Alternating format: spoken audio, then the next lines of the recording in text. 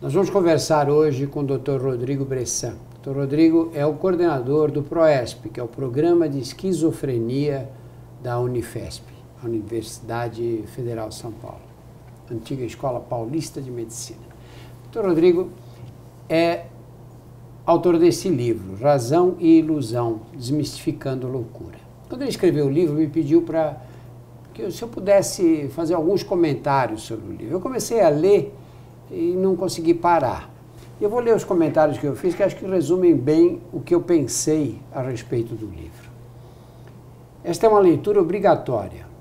Mostra como são tênues os limites que separam o pensamento racional de delírios e alucinações. Numa linguagem precisa, desmistificadora, os autores descrevem como se inicia o processo no qual a realidade em que vive um jovem comum vai sendo distorcida, até isolá-lo do mundo que conhecemos. A partir desse caso, é armada uma discussão abrangente sobre as múltiplas implicações da esquizofrenia. Ao terminar de ler o livro, senti que havia dado um mergulho nos domínios assustadores da loucura. Dele emergi menos ignorante, com mais entendimento e, sobretudo, mais solidário com os que vivem enredados em pensamentos que nos parecem desconexos. Esse é o tema da discussão de hoje, a esquizofrenia. Acho que nós podemos começar, Rodrigo, tentando explicar o que é a esquizofrenia, porque as pessoas não têm uma ideia exata de que tipo de patologia é essa, não é? Drauzio, é um prazer estar aqui com você e foi muito legal ver os seus comentários. Você sabe que essa é uma tarefa muito difícil, explicar exatamente o que significa viver a esquizofrenia. Nesse sentido, um dos autores, o principal autor, é o Jorge, que é um portador de esquizofrenia. Junto com a Cecília Vilares, a gente escreveu esse livro. O que capta uma parte da vivência são o que a gente chama de delírios e alucinações. Os delírios são ideias distorcidas sobre a realidade, mas cujo sujeito tem uma convicção profunda sobre aquilo. Então, se eu for argumentar com ele, é verdade ou não é verdade, ele fala, eu tenho certeza absoluta. Um exemplo é ter uma ideia persecutória. Achar que um grupo de pessoas, os professores estão perseguindo e não estão me deixando passar de ano. Junto com isso, vem fenômenos que a gente chama de alucinatórios. O que são alucinações? É uma percepção sem o objeto. Qual é o mais comum? É a percepção auditiva. Então, a pessoa ouve vozes. Então, um professor me disse que estão perseguindo. Eu ouvi dois professores falando entre si. E aí vem uns fenômenos difíceis da gente entender. A sensação de que estão roubando meus pensamentos, ou de que estão botando ideias, ou de que todos estão me observando. Essas são vivências complexas e muito específicas de indivíduo para indivíduo. O que é importante dizer é que isso nós chamamos de sintomas psicóticos. Mas eles não ocorrem o tempo inteiro na doença. Eles fazem parte da fase aguda da doença. Então, quando o indivíduo está num episódio psicótico agudo. O delírio é uma ideação só, não é? Ele está no domínio das ideias. A alucinação entra em outra área, já entra na área de você percebe, escuta, você sente, sei lá, paladares especiais. Perfeito. Pode acontecer com alucinação visual, sensorial, até de movimento, gustativa, como você mencionou. E o que é interessante é que, apesar da gente falar que eles são fenômenos, um é de percepção e o outro é de pensamento, eles estão juntos. Então, no mesmo momento que eu estou sentindo e tendo a convicção que estão me perseguindo, eu estou ouvindo vozes mostrando que eles estão me perseguindo, ou me acusando, ou dizendo que vão rasgar minha prova para dizer que eu não fiz a prova. Quer dizer, a vivência ela é complexa. Rodrigo, eu lembro de uma aula de psiquiatria que eu tive nos anos, sei lá, 1700 e pouco, e um professor dizia, olha, se você tem uma pessoa, um paciente, que se queixa de estar sendo perseguido, que existe um complô armado entre vários inimigos que estão perseguindo, é menos grave do que se você está diante de um paciente que te conta a mesma história e diz que escuta as pessoas combinando a perseguição. Isso é uma crença psicopatológica que tem um certo sentido. Porque, na verdade, esses fenômenos, delírios e alucinações, e o livro deixa isso claro, são fenômenos que acontecem dentro do cérebro do indivíduo. Atualmente a gente consegue mapear até esses fenômenos no cérebro. O que esses indivíduos têm a dificuldade é de perceber que os fenômenos são deles. Então, quanto mais distante tiver o fenômeno da percepção do indivíduo, mais grave é a situação. Então, quando ele diz que estão falando e é de fora a situação, significa que ele não percebe que aquilo é dele. O correlato da alucinação com uma vivência normal que nós temos é quando a gente tem uma voz interna que cantarola uma música ou que soma números. Mas essa música a gente sabe, a gente ouve o som da música, você lembra do som, ou o som que você poderia produzir com a música, mas você sabe que é seu. Você tem um automonitoramento. O indivíduo com esquizofrenia, no momento do episódio agudo, perde isso. Então, quanto mais grave, mais externa está a vivência. Quer dizer, quando você diz essa música não me sai da cabeça, quer dizer, a diferença entre você, entre um surto e a condição, vamos chamar de normal, é que você sabe que aquela música, você não está ouvindo a música, é a impressão que ela te causa. Ela é produzida dentro do seu cérebro. Não, e muitas vezes você está ouvindo. Isso é importante dizer, porque às vezes quem convive com quem tem esquizofrenia, ele fala, eu estou ouvindo uma voz, e a pessoa que está do lado fala, mas eu não estou ouvindo, você não está ouvindo. Não, não é verdade. O indivíduo está ouvindo. O que ele não percebe é que essa voz está sendo produzida dentro do cérebro dele. Então, a gente não precisa concordar com a vivência, no sentido de que ela não é compartilhada, mas também não dá para dizer que ela não ocorre. Rodrigo, como é que se manifesta a doença de início? Ela já se instala com um surto florido, etc., ou a doença é mais insidiosa? Não, em geral... Posso chamar de doença a esquizofrenia? Sim, claro, pode sim. Ele é um transtorno mental, que é como os psiquiatras ou mundialmente chamam, mas ele é uma doença, claramente, com todas as características de doença. Ele, em geral, tem um início insidioso. Tem uma fase que a gente chama de pródromos, onde o indivíduo muda um pouco o jeito dele ser, tem uma ou outra experiência parecida com uma alucinação ou parecida com um delírio, mas que logo volta à crítica. Esse período dura entre meses e até 1 ano ou 2. Então, essa é uma fase que antecede o episódio propriamente dito. E aí, em algum momento, o indivíduo começa a entender esse negócio.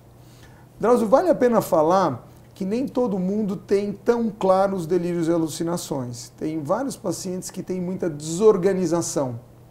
Fica difícil de entender. Quer dizer o que é isso? Então, a desorganização se dá pela forma como a pessoa fala e apresenta as ideias dela e do comportamento. Então, ela vai descrever que ela está tendo vivências psicóticas, mas ela não consegue dizer, olha, os professores estão tramando contra mim, não sei o quê.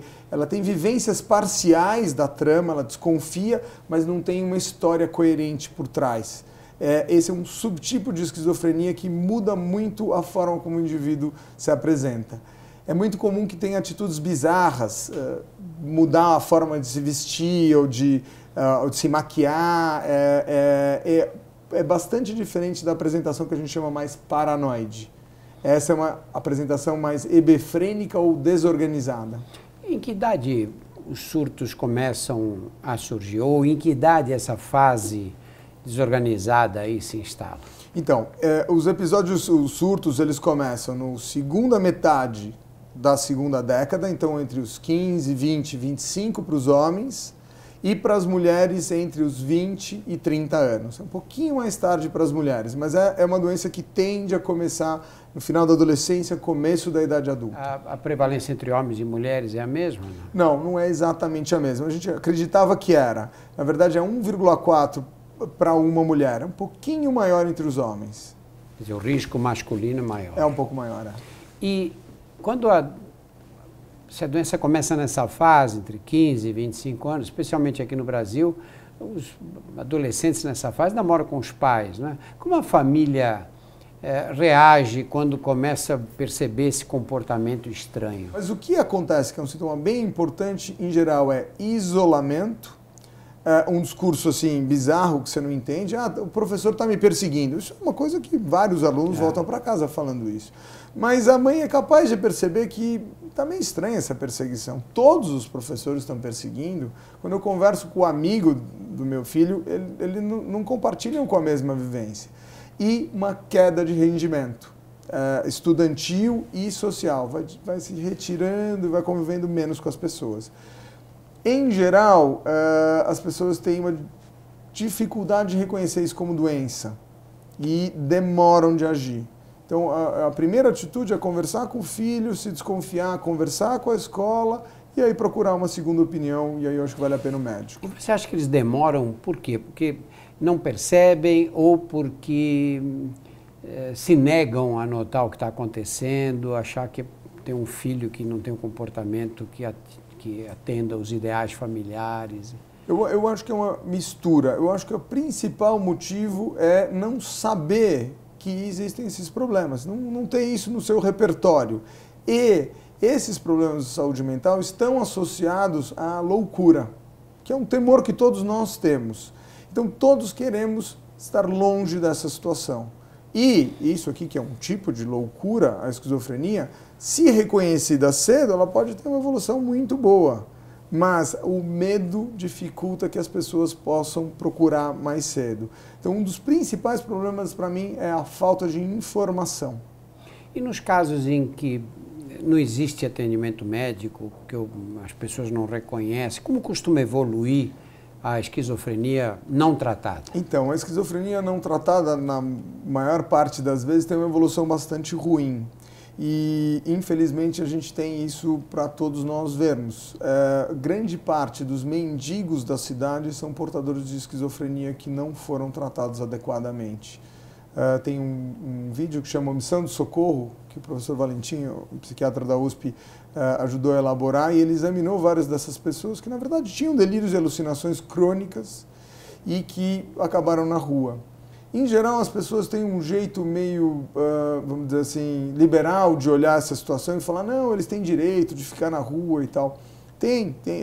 A gente não deve infringir a liberdade dessas pessoas. Mas, na verdade, a grande infração de liberdade se dá pela doença. Eles não têm liberdade nenhuma, eles são totalmente... São condenados. Condenados à doença, exatamente. A doença vira uma sentença. Né? Então, o diagnóstico feito precocemente, ele é tratado, até muitos com ótima evolução. Feito tardiamente, a doença vira uma sentença. Existe um padrão para esses surtos, assim, de um determinado padrão que seja mais ou menos comum para a maioria dos esquizofrênicos? Existe sim. Em geral, você tem esse primeiro episódio. Esse primeiro episódio, ele tende, se bem tratado, a volta quase que à normalidade. Um mês, 2 meses, 3 meses, a grande maioria das pessoas estão razoavelmente bem. Em 1 ano, elas estão ótimas. Qual é o problema? Como a experiência é muito desagradável, o que a gente fala, eu não queria mais ter essa doença e tal, aí as pessoas tendem a parar de tomar o remédio. Se elas param de tomar remédio, a chance de uma nova recaída é bem importante. E depois de cada novo episódio, então, se você parou o remédio em 1 ano e meio, 2 anos, você vai tendo novos episódios e aí você vai tendo uma progressão da doença. Então, quando você retorna do episódio agudo, você fica com algumas dificuldades no período entre as crises. Que tipo de dificuldade? Então, aí tem uma outra dimensão dos sintomas que a gente fala um pouco menos, que esses da alucinação e delírio a gente chama de positivos, como se fossem funções cerebrais exacerbadas. E aí tem sintomas negativos, funções cerebrais que ficam prejudicadas. Principalmente são embotamento afetivo, a pessoa começa a ter dificuldade de interagir afetivamente, a pessoa fica mais retraída, e tem um comprometimento da vontade. O termo médico é abulia. Por que esse sintoma é importante? Porque os pais chegam para mim e falam, pô, meu filho é um preguiçoso. Na verdade, ele não é um preguiçoso. Um dos componentes da doença é diminuir a vontade. E ele vai ficando mais retirado, tem menos cuidados pessoais e tal. Então, esses sintomas são muito importantes porque eles dificultam que o indivíduo trabalhe, tem uma vida social ativa e tal. Então, por isso que o bom tratamento tenta evitar essas coisas e principalmente evitar um novo episódio. E esse quadro assim, dos primeiros sintomas até a instalação da esquizofrenia franca, que qualquer um é capaz de perceber que aquela pessoa não é normal, não está agindo normalmente naquela fase, leva quanto tempo? É muito variável esse período? É bastante variável, a gente tem vários estudos com isso. Eu poderia te dizer que leva entre 2 anos e algumas semanas, em geral. E cada um tem um tipo de evolução. Então o indivíduo às vezes tem um ou outro sintoma num semestre, fica relativamente bem. No semestre seguinte o sintoma se intensifica, volta ao normal, que fica intermitente. E aí, depois, ele pode progredir. E outros vão progredindo diretamente. Mas é entre semanas e anos. E é interessante dizer, porque esse é um foco atual da pesquisa nessa área. Nós temos um programa só para essa fase antes da doença agora. Então, nós identificamos pessoas em risco para tentar evitar que a doença comece. Esse é um novo paradigma para o tratamento de transtorno mental. Você disse que grande parte das pessoas que a gente vê nas ruas aí, de mendigos, de pessoas sem casa, sofrem de esquizofrenia. E o que as leva a essa situação de penúria? O que é a pobreza, é a ignorância, é uma soma de fatores, é a falta de assistência? Olha, é interessante porque no momento em que a doença se instala com essa intensidade que a maior parte das pessoas, dos mendigos, tem, é principalmente a doença em si. Porque até tem assistência disponível. É difícil, tem poucos leitos, tem menos do que deveria e tal, mas o problema é que a pessoa já se nega a se tratar, se nega a se hospitalizar, se nega a tomar remédio regularmente. Alguns CAPs de São Paulo e a Unifesp, continua a Escola Paulista de Medicina, ela voltou agora. Ele cuida do CAPS ali do lado do MASP. E lá no CAPS tem alguns mendigos que conseguem tomar a medicação regular. Então eles têm um padrão de sobrevivência um pouco melhor que outros. Mas é importante lembrar que a maior parte dos portadores não tem essa evolução, né? Porque a maior parte se trata. Senão às vezes a gente fica também, esquizofrenia é igual a mendigo, não é verdade. Mas o principal componente é sim a experiência ser muito intensa, ela pautar totalmente a vida da pessoa.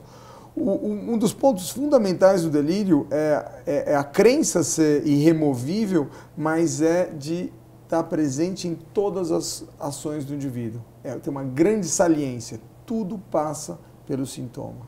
Esses surtos esquizofrênicos, né, caracterizados por alucinações, sensações persecutórias, etc., tem uma determinada duração. Quando termina o surto, digo nas pessoas que não recebem tratamento, quando termina o surto, essa pessoa volta a ser como nós, uma pessoa, sei lá, normal.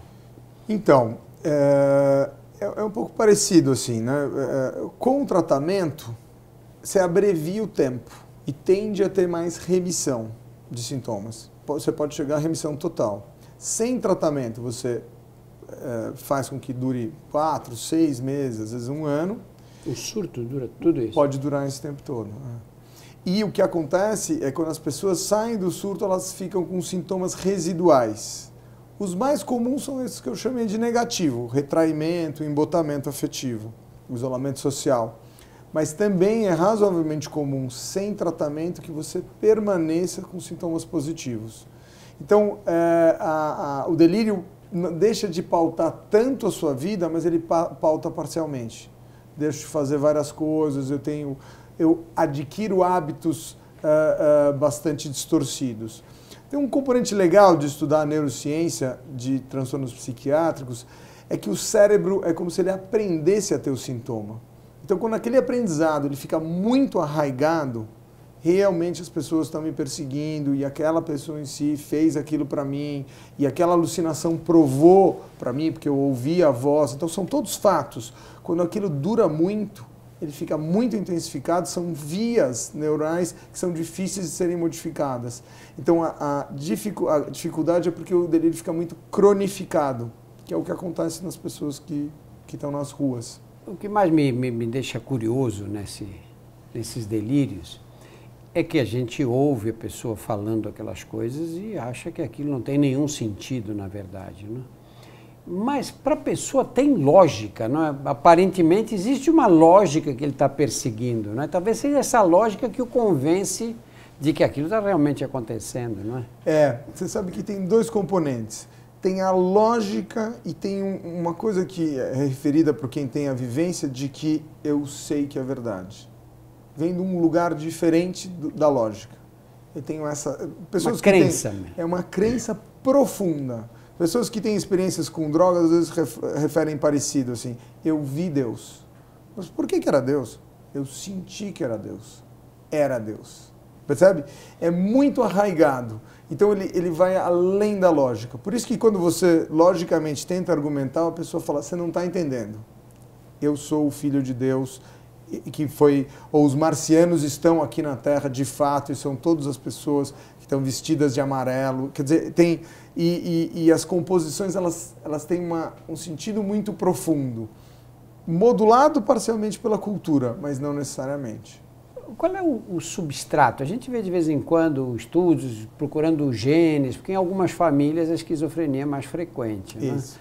Procurando genes, você acha que isso um dia vai ser explicado pela genética, o fato de você ter determinados genes que facilitam o aparecimento da doença?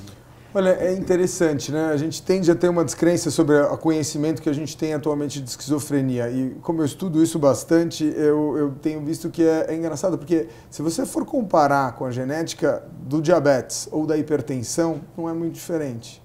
Você tem muitos genes que têm um efeito pequeno e que têm uma contribuição pequena. Então ele é poligênico e heterogêneo. A maior parte dos casos não é familiar. É lógico, se você tem um gene monozigótico, quer dizer, um clone total genético, se um irmão é afetado, 50% do outro irmão é afetado também, mas só 50%. Então a genética não determina tudo. Não explica tudo. Não. Né? Mas é interessante porque, na verdade, isso se dá através da interação gene-ambiente. Eu vou dar um exemplo para você que está bem ilustrado na literatura atual. A gente sabe que o uso de maconha antes dos 15 anos está associado a um risco aumentado de 3 vezes de se desenvolver esquizofrenia na adolescência e na vida adulta. Um gene específico que metaboliza uma enzima do córtex pré-frontal, chama CONT. Esse gene, uma variação alélica desse gene está associada a 2,5 vezes maior chance. Quando você pega os indivíduos que têm o gene que predispõe mais o uso de maconha, em vez de ser 3 mais 2,5, vira 10. Potencializa o outro. Um potencializa o outro. E é interessante, porque os indivíduos que têm o gene que protege, e fumam maconha também, eles ficam protegidos para o efeito da maconha. Esses são efeitos ainda muito pequenos, porque aumentar um risco relativo de 10 não é uma coisa que você consegue predizer para uma doença de baixa incidência. Mas mostra a forma como a gente pensa isso. Então, são interações de pequenos fatores que determinam lá na frente. E quando ele está na fase do surto e toma uma atitude, qualquer que seja ela, inusitada, e depois, mais tarde, quando ele sai do surto, ele consegue reconhecer que aquela atitude que ele tomou foi incoerente, foi... Consegue sim. Consegue. Isso é interessante. Você me perguntou isso e eu não consegui responder. Não, ele consegue sim. A maior parte das vezes sim. Ele fala, eu estava ali acreditando naquela história com muita intensidade e por isso que até alguns momentos de situações violentas o indivíduo é inimputável.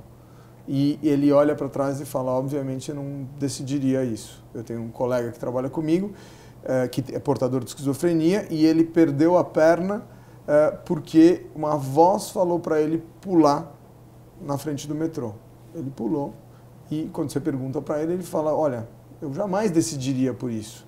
Foi totalmente impulsivo e determinado pela experiência delirante alucinatória.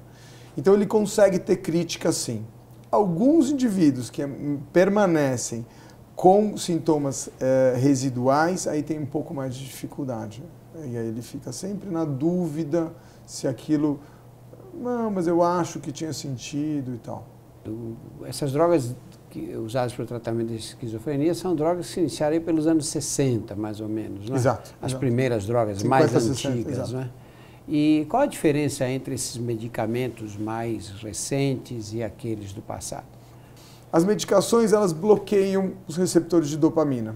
As da primeira fase, que a gente chama de primeira geração, elas bloqueiam com muita intensidade. E aí causam um efeito colateral extremamente desagradável, que é um Parkinson induzido pelo remédio. Ele é um Parkinson transitório, mas é muito grave, porque a pessoa já está tendo uma experiência muito desagradável e passa a ter uma outra doença, Parkinson, que ela fica com rigidez motora, tremor, bradicinesia, né, que você começa a andar mais devagar, até aumenta a salivação. Então, o aumento de salivação associado à loucura é um efeito colateral de medicação. Atualmente, com as medicações de segunda geração, a gente vê que não é necessário ter nada disso. Elas representam um grande avanço para essa história. As medicações tratam tão bem ou até melhor sem induzir sintomas extrapiramidais. Rodrigo, você estava dizendo que na esquizofrenia há uma liberação excessiva de dopamina. E quando você há pouco você também comparou essas crises que muitas pessoas têm com o uso de drogas psicoativas, tipo cocaína, própria maconha, etc. A cocaína e a maconha provocam liberação de dopamina. Quer dizer, existe um mecanismo comum aí nessa história. Totalmente. É como se a psicose fosse uma via final de vários efeitos. Um da psicose endógena, que é a esquizofrenia, e da psicose exógena também. Tanto que o tratamento é o mesmo. Se você usou muita cocaína e está paranoico, a gente vai tratar com antipsicótico e funciona muito bem. Então são as mesmas medicações. A cocaína age exatamente no transportador de dopamina, aumentando a dopamina. Em animais, um dos modelos de experimentação para induzir sintomas psicóticos é com cocaína ou anfetamina. Tá? Isso que os usuários chamam de noia, não é? Que são essas crises. Eu, em cadeia, já vi muitas crises por cocaína dessas. A pessoa jura que tem alguém com uma faca embaixo da cama, que vai matá-lo. Exatamente. Então você deve ter visto muito. Desesperado, já vi gente andando pela galeria, desesperado que ia pular alguém do teto. Não é que é possível alguém pular do teto, né? Exatamente. Na verdade, é um quadro esquizofrênico que se estabelece. Isso. Alguns migram para uma doença que independe da droga. É bem interessante que tem uma droga que chama metanfetamina, que é uma dessas anfetaminas desenvolvidas no Sudeste Asiático, Taiwan em específico, tem muita dependência com isso. Então, se você vai usando cronicamente, você passa a ter sintomas sem ter a droga. Então, você desperta e depois você vai sozinho desenvolver a doença. E os sintomas são muito parecidos. Né?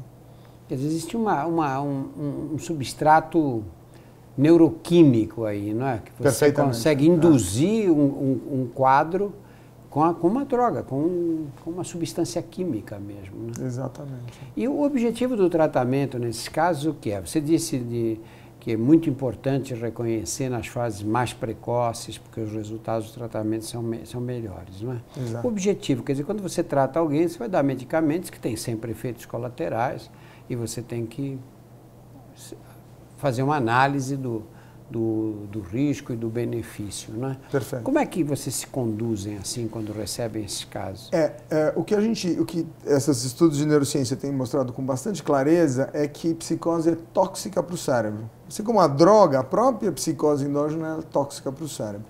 Então o que a gente busca é remissão de sintoma. Se vem um indivíduo com um sintoma, vai lá olhar se tem uma câmera filmando atrás do quadro do meu consultório, ou está ouvindo voz, está perseguido, eu quero que ele não tenha mais nenhum desses sintomas o mais rápido possível. É lógico que eu vou dar uma dose tolerável, com as medicações novas é mais fácil isso, né, sem dar os efeitos que a gente comentou, e eu preciso remitir os sintomas. Depois que remitiram os sintomas, o objetivo é prevenção de recaída.